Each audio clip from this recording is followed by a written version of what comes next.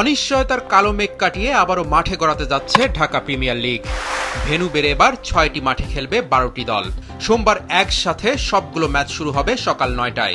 বসুন্ধরায় champion Abahani limited মুখোমুখি হবে আসরের নবাগত দল ঢাকা লিওপার্ডসের। শক্তিশালী মোহামেডানের প্রতিপক্ষ সিটি ক্লাব। জাতীয় দলের এক ঝাঁক তারকা নিয়ে সাদা কালোরা এবার দল সাজিয়েছে।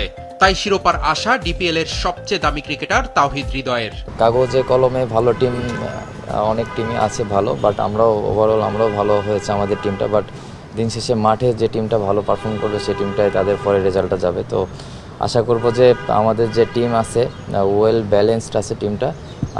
অবশ্যই আমাদের টার্গেট থাকবে যে পার্টিকুলার ডেতে আমরা কতটুকু টিম হিসেবে ভালো করতে পারি।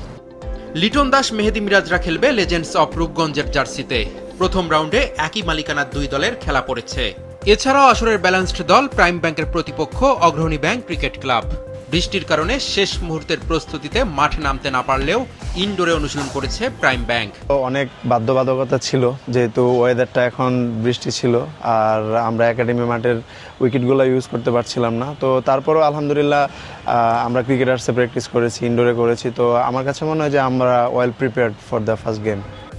লিগে অংশগ্রহণ ফি বাবদ এবার ২৫ লাখ টাকা করে পাচ্ছে সব দল। এছাড়াও ক্রিকেটারদের নিরাপত্তার জন্য এবারই প্রথম ভেন্যুগুলোতে আইসিইউ সুবিধা সহ অ্যাম্বুলেন্স থাকছে। ফিক্সিং রোধে ম্যাচ চলার সময় ক্রিকেটারদের ব্যক্তিগত ফোনও থাকছে নিষিদ্ধ। বৃষ্টিতে খেলা না হলে থাকছে রিজার্ভ ডে। অন্য যে কোনো বারের চেয়ে সম্প্রচার উন্নত মানের হবে বলছে বাংলাদেশ ক্রিকেট বোর্ড।